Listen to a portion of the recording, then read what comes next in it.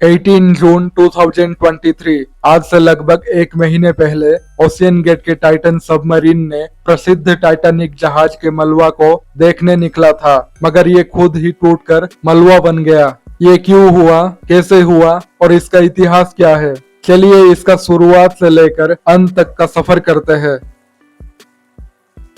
Titan submersible की कहानी शुरू होती है 2009 में, जब ओशियन गेट कंपनी एस्टैब्लिश हुआ था स्टक्टन रॉस और गुलेर्मो सोहनले के द्वारा। इंसान को ट्रैवल करना बहुत ही पसंद है। पहले लोग एक देश से दूसरे देश ट्रैवल करते थे, मगर अब लोग स्पेस और ओशियन में ट्रैवल करना पसंद करते हैं। इसके लिए स्पेस टूरिज्म और अंडर वाटर टूरिज्म का शुरुआत हुआ है। इस ओशियन गेट कंपनी का मुख्य उद्देश्य था अंडर वाटर टूरिज्म को बढ़ावा देना। बहुत सारे समुद्र के नीचे डूबे हुए जहाज का मलबा का यात्रा करवाना। इसके लिए वो कमर्शियल सबमर्सिबल बनाने लगे और उनका पहला सबमर्सिबल एंटीपोड 2010 में लॉन्च हुआ और ये बहुत जगह पर 2013 तक 130 सक्सेसफुल अंडर वाटर डाइव्स किया। फिर 2015 में ओशियन गेट कंपनी ने साइक्लोप्स 1 का अनावरण किया, जो कि 5 सीटर वाला कॉमर्शियल सबमर्सिबल था। ये 500 मीटर यानी कि 1640 फीट पानी के नीचे तक गोता लगाने में सक्षम है। टाइटन, जो कि 2018 तक साइक्लोप्स 2 के रूप में जाना जाता था, ये ओशियन गेट के द्वारा निर्माण किया गया एक सर्वश्रेष्ठ सबमर्सिबल था, जो कि 4000 मीटर तक की गहराई में जाने के लिए निर्माण किया गया था। ये जो टाइटन था, ये एक सबमरीन नहीं बल्कि एक सबमर्सिबल था। सबमरीन इंडिपेंडेंटली ओशियन में चल सकता है, वही सबमर्सिबल को लॉन्च और रिकवर करने के लिए एक शिप का जरूरत होता है।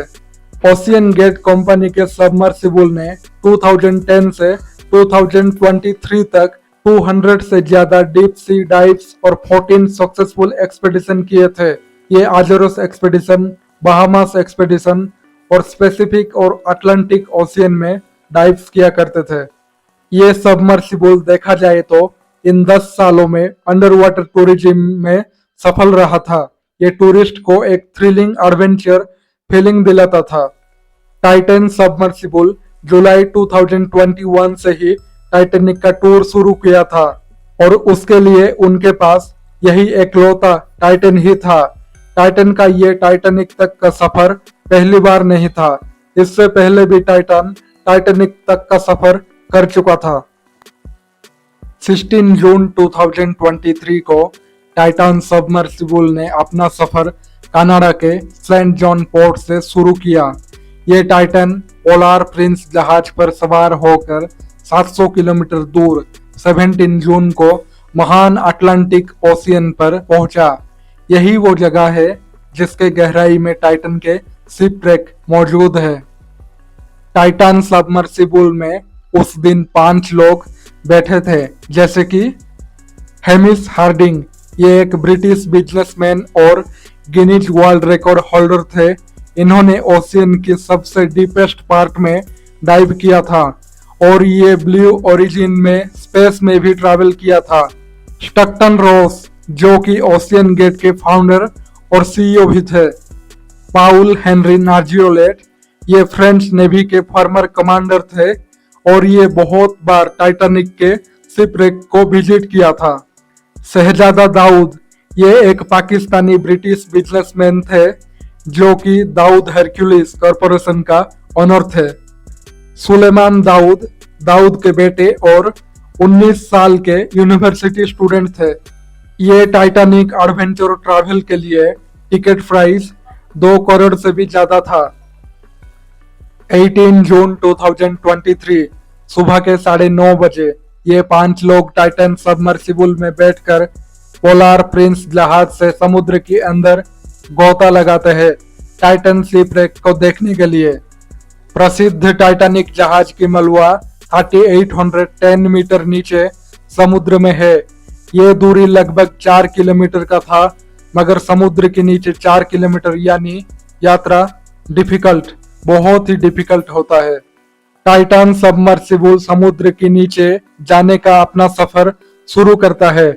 इसे ये दूरी तय करने में करीब 2 घंटे समय लगता था।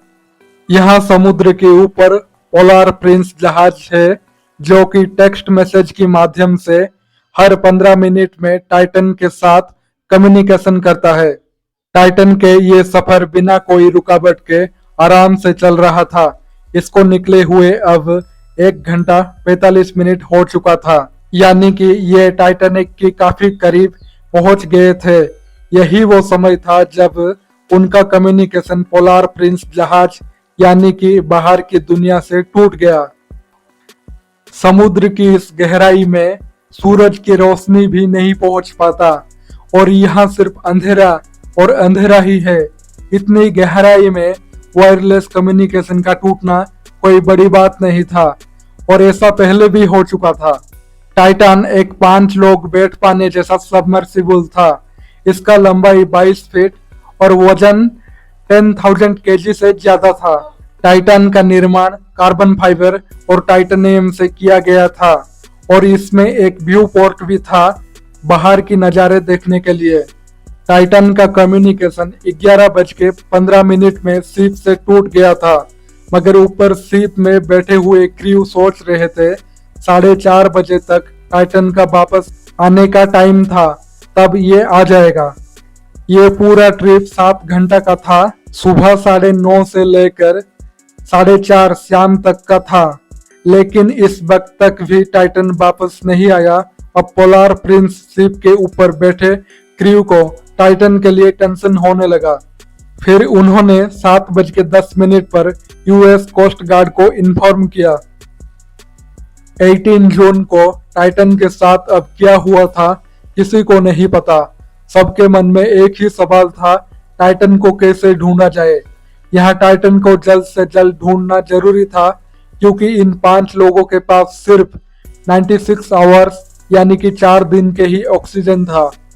Canadian research and expedition ship polar Prince ने टाइटन के खोज शुरू कर दिए थे। पूरी रात सर्च ऑपरेशन चलाने के बाद भी उनके हाथ कुछ नहीं लगा था।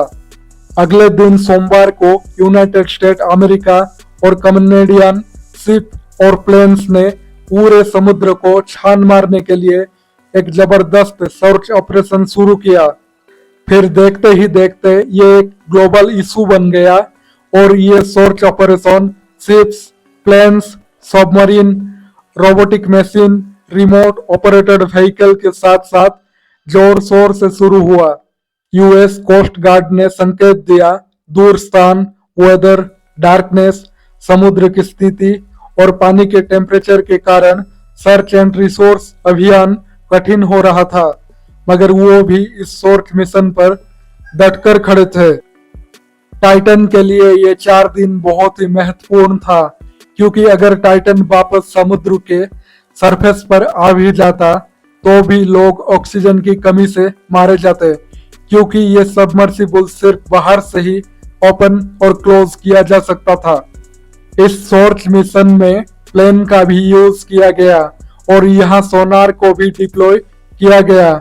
सोनार स्कैनिंग की मदद से पानी के अंदर भी अपनी खोज जारी रखा। इस प्लेन्स ने समुद्र के अंदर सोनार बॉयज यानी कि अंडर वाटर माइक्रोफोन गिराया, मगर इससे भी कोई सुराग तक नहीं मिल पाया। मतलब अभी तक सब कुछ अंधेरे में ही था। ये जो सर्च ऑपरेशन था ये कोई छोटा मोटा जगह पर नहीं हुआ था, बल्कि इस विशाल समुद्र में 26,000 किलोमीटर में हो रहा था। पूरे समुद्र में एक मछली को ढूंढने जैसा था। इतने बड़े जगह पर ये सर्च ऑपरेशन हो रहा था, इसके लिए सिर्फ सरकारी जहाज ही नहीं बल्कि कमर्शियल शिप्स ने भी सहायता किया और समुद्र में अपनी नजर गड़ाए रखा। 19 जून की सुबह जो सर्च ऑपरेशन शुरू हुआ था उसमें 3 C-130 हेरक्यूलिस विमान इसको शुरू किए थे। इसमें 2 यूएस अमेरिका से और 1 कनाडा से विमान था, मगर लो विजिबिलिटी और खराब वेदर के कारण इस दिन खोज में बहुत बाधा उत्पन्न हुआ। 20 जून को एक शिप डीप एनर्जी दो आरओवी और कुछ समुद्र में काम आने वाले इक्विपमेंट के साथ पहुंचा। आरओवी एक ऐसा मशीन जिसको पानी के अंदर भेजा जा सकता है ऊपर से ही रिमोट के द्वारा। ये समुद्र में चीजों का पता लगा सकता है। ये 2 दिन जी तोड़ मेहनत से सर्च ऑपरेशन के बाद भी टाइटन का कोई नामो निशान तक नहीं मिला। फिर भी इन्होंने हार नहीं मानी और इसको कंटिन्यू रखा। 21 जून को एक कनाडियन एयरक्राफ्ट का सोनार समुद्र के अंदर से कुछ आवाज सुनाई देने का डिटेक्ट किया। बाद में यूएस कोस्ट गार्ड को भी ये आवाज सुनाई देती है। इस आवाज के रूप में सर्च टीम को एक उम्मीद नजर आया, मगर ये भी कुछ पल का ही उम्मीद था, क्योंकि पता चला इस आवाज से टाइटन सबमर्सिबल का कोई लेना देना ही नहीं था। 22 जून 2023 आरओवी को टाइटैनिक शिप रेक में भेजा गया, जो कि 12,500 फीट समुद्र के नीचे है। और इस आरओवी ने जो नजारा देखा, ये सारे सवाल का जवाब था। उस दिन 1:18 पर आरओवी जिसको कि टाइटैनिक पर भेजा गया था, उसने टाइटन के टुकड़े को टाइटैनिक से सिर्फ 1600 फीट यानी कि 500 मीटर दूर गिरा हुआ दिखाई दिया। इसे देखते ही सारे सवाल का जवाब मिल गया। इसका मतलब था ये टाइटन सबमर्सिबल टूटकर मलबा बन गया है। जो लोग इसमें बैठे थे वो अपना जान गंवा चुके हैं। ज्यादा खोज करने पर टोटल टाइटन का 5 डेब्री के पीसेस मिलता है। जो टाइटन प्रसिद्ध टाइटैनिक डेब्रिस को देखने गया था, अब वो खुद ही टूटकर टाइटन डेब्रिस बन गया। टाइटन उस दिन समुद्र के बहुत नीचे था, जहां का प्रेशर बहुत ही ज्यादा था। इसी हाई प्रेशर की वजह से ही ये इम्प्लोड कर गया, यानी कि ये अंदर की तरफ से दबकर ब्लास्ट हो गया। और ये इतना जल्दी हुआ, उन लोगों को संभलने का भी समय नहीं मिला और वो पलक झपकते ही मारे गए। टाइटन क्यों इम्प्लोड हुआ, इसके कई सारे कारण था, मगर एक मुख्य कारण माना जाता है मटेरियल, क्योंकि सबमरीन और सबमर्सिबल आमतौर पर स्टील, टाइटेनियम और एल्यूमिनियम से बनाया जाता है, मगर टाइटन को कार्बन फाइबर से बनाया गया था और टाइटेनियम का यूज बहुत ही कम हुआ था। 2018 में ओशियन गेट के director of marine operation David Lochridge ने टाइटन के सेफ्टी पर सवाल उठाए थे और वो कोर्ट में भी गए। वो चाहते थे एक सेफ्टी सर्टिफिकेशन हो, मगर ऐसा नहीं हुआ था। ऐसा माना जा रहा है टाइटन सबमर्सिबल पर पहले से ही क्रैक आना शुरू हो गया था। कार्ल स्टैनली नाम के एक बिजनेसमैन, जो कि पहले टाइटन पर सफर कर चुके थे, उन्होंने कहा जब वो समुद्र के अंदर गए थे तो उन्होंने क्रैक का साउंड सुना था। स्टकटन रोस, जो कि ओशियन गेट के फाउंडर थे, उन्होंने भी इसमें जान गंवाए हैं। उन्होंने इंटरव्यू में कहा था कि वो जानते हैं टाइटन को बनाने के लिए कुछ रूल्स तोड़े हैं। वो सेफ्टी को लेकर ज्यादा सजग नहीं थे, इसीलिए अपनी ही इनोवेशन से अपनी जान खोए। एक बात याद रखने लायक है, जब जब सेफ्टी के साथ खिलवाड़ हुआ है तब तब दुर्घटना घटा है।